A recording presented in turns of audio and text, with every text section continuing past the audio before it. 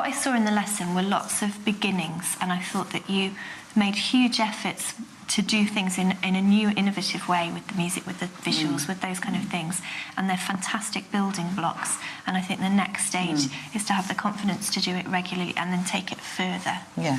I think possibly we need to kind of look at how to get them hooked in. Yeah, they're very passive. I think I did, in terms of I kept asking them questions. I won't let them not answer, because I did direct questions to them. Is there a way of using that questioning to kind of involve them more, do you think? Can you put that again? How to make the questioning more how to make the active? Yeah. Yeah. What sort of questions how could you direct the questions in a way that more students would want to kind of latch on and involve themselves in the discussion? I don't know. I'd have to think about it. I mean, in a way, you could transfer the questions to them, almost, so that you give them the responsibility of asking the questions. Yeah. So as a group, they could come up with questions, not just coming up with answers. I think that would be interesting. But I think the next stage would be, with the questioning, to give them a question and the time to then turn to the person next to them, discuss it, and it probably would get quite boisterous, and you would get one or two students going off task.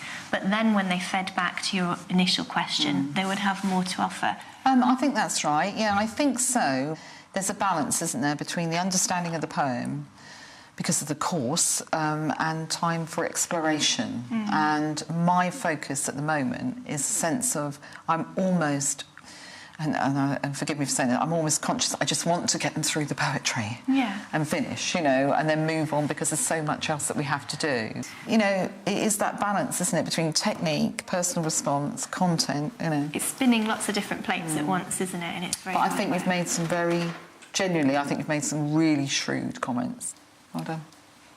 I don't know whether this is a tricky question or not. I don't mind. This kind of feedback, where does it fit in the scheme of things? How honest can I be? I'd like you to tell the truth. Well, actually, I think that was very, very positive. So I will take on board a lot of what was said there. Sometimes I don't. I think some of the techniques that are suggested to me are of the moment.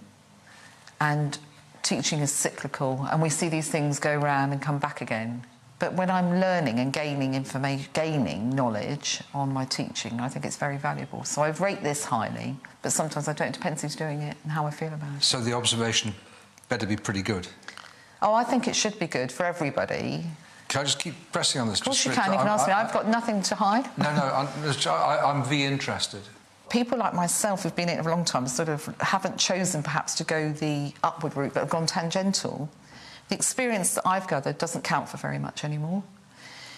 The fast trackers are the ones that are seen as gleaming, and I think that we all, there's a mutual benefit we can all offer, and we're all valuable, and we've all got a lot to give.